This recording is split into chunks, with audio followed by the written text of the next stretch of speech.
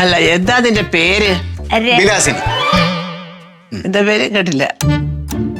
വിലാസിനി. ആ, വിലാസിനി.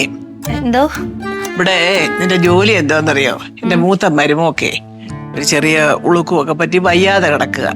അവളെ നോക്കുക എന്നുള്ളതാണ് നിന്റെ പ്രധാന ജോലി. മറ്റൊരു ജോലി നീ ചെയ്യണ്ട, അത് ശ്രദ്ധിച്ച് ചെയ്യണം. പിന്നെ വേറൊരു കാര്യം, നല്ല അടക്കവും ഒതുക്കവും ഒക്കെ ആയിട്ട് ഇവിടെ നിൽക്കണം കേട്ടോ. അതൊക്കെ എനിക്ക് വലിയ നിർബന്ധമുള്ള കാര്യമാണ്. ചുമ്മാ കിടന്ന് ഈ ഇവിടുത്തെ അട്ടഹാസവും ബഹളവും ഒന്നും കണ്ട് നീ അതൊന്നും മൈൻഡ് ചെയ്യരുത്. നിന്റെ ജോലി കൃത്യമായിട്ട് ചെയ്യുക, അവിടെ കാര്യങ്ങളൊക്കെ നോക്കുക കേട്ടോ.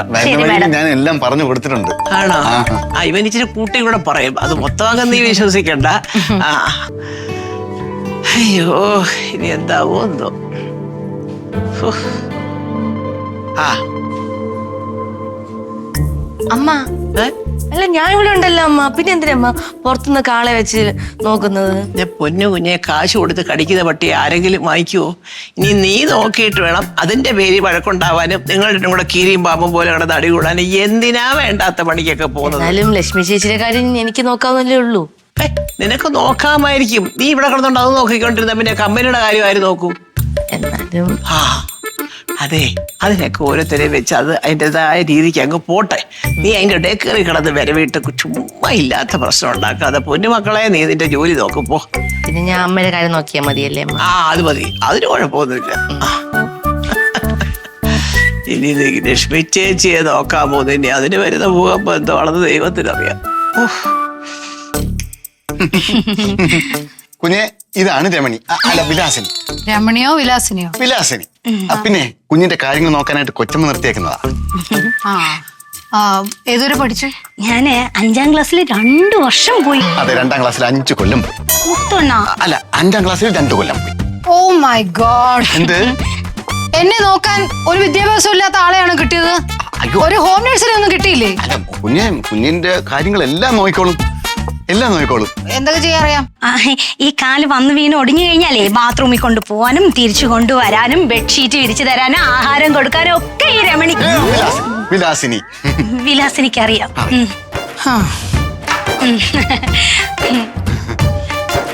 അയ്യോ സാറേ, സാറിന്റെ ഭാര്യയായിരുന്നത്. നിങ്ങൾ തമ്മിൽ പരിചയമുണ്ടോ?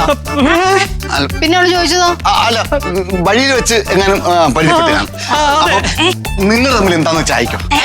അല്ല അല്ലല്ല, നിങ്ങൾ തമ്മിൽ എന്താന്ന് വെച്ചാൽ അയക്കോ? സാറിന്ന് ഓഫീസിൽ പോയില്ലേ? പോയില്ല. പോണ്ടേ സാറേ? പോണം. പോണോ? എന്നാ പൊക്കോ. എനിക്കിത് മാത്രം പോണെന്ന്. പൊക്കോ? അല്ല, പൊക്കിക്കൊണ്ട് ഞാൻ പോവാന്ന്. അയ്യോ അയ്യോ അയ്യോ, എന്തോന്ന്? നീയാണോ രോഗിയെ നോക്കാൻ അറിയാന്ന് പറഞ്ഞേ? അല്ല, പൊക്കാൻ വന്നതാ, സോറി. ഒരുപാട് പൊക്കല്ലേ? ഇല്ല, കുഞ്ഞു പതിയെ വാ. പൊങ്ങ് ലക്ഷ്മി, പതുക്കെ. ഓ, ഇതൊരു വെയിറ്റ്. ഇല്ല, പതിയെ വാ. എത്ര പേരെ നോക്കിയിട്ടുണ്ട്? എത്ര കിലോ ഉണ്ട്?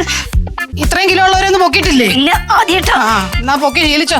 ഓ, എന്നെ പണി. ഇനി ഞാൻ അങ്ങോട്ട് പറഞ്ഞില്ല, പൊക്കോ. സാറേ, സാറിന് എന്നെ ഓർമ്മയില്ലേ?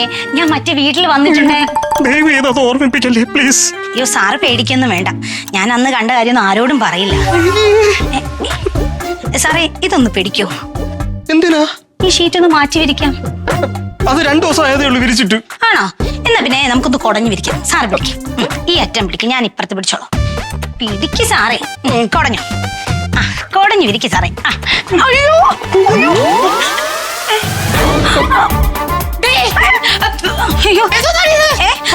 ഞാനേ ബെഡ്ഷീറ്റ് വിരിച്ചപ്പോ അറിയാതെ വീണ് പോയതാ. അറിയാതെ വീണ് പോയത്? നീ ഇപ്പൊ ഈ നിമിഷം ഇവിടെ ഇറങ്ങിക്കോളാം. പതുക്കെ ലക്ഷ്മി. മിണ്ടി പോരുത്. കണ്ടപ്പോഴേ എനിക്ക് മനസ്സിലായി ആണുങ്ങൾ വീഴ്ച കഴിവുള്ളവളാണ്. അയ്യോ, അവരിപ്പോ വന്നതല്ലേ ഉള്ളൂ. അവരിപ്പോ വന്നുകൊണ്ടല്ലേ പറയുന്നത്. അവരിപ്പൊ ഇറങ്ങണ വീട്ടിൽ നിന്ന്. അപ്പൊ നിന്റെ കാര്യങ്ങൾ നോക്കാൻ വേണ്ടി എന്റെ കാര്യം നോക്കാൻ എനിക്കറിയാം. അതെ, ഈ എടി പൊടി എന്നുള്ള സംസാരങ്ങൾ നിർത്തിക്കോ. ഞാനേ വലിയ ബിസിനസ്സുകാരെ അറിയാം. ആ ഒരു ബിസിനസ് ഇച്ചിരി പൊളിഞ്ഞുകൊണ്ട് മാത്രം ഞാൻ ഇവിടെ വന്ന് ഈ ജോലിക്ക് നിൽക്കണം. അല്ലാതെ ഇതൊന്നും ചെയ്യേണ്ട കാര്യം എനിക്ക് ഇല്ല.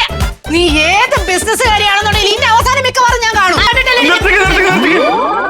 ഇനി ഇവിടെ കിടന്ന് ഞാൻ അല്ല ഒച്ച വെച്ച് കഴിഞ്ഞാൽ എല്ലാത്തിനും എടുത്ത് കാലവരെ ഇളക്കിക്കളെ. പറഞ്ഞത് വേണ്ട. ഓ, ശല്യം.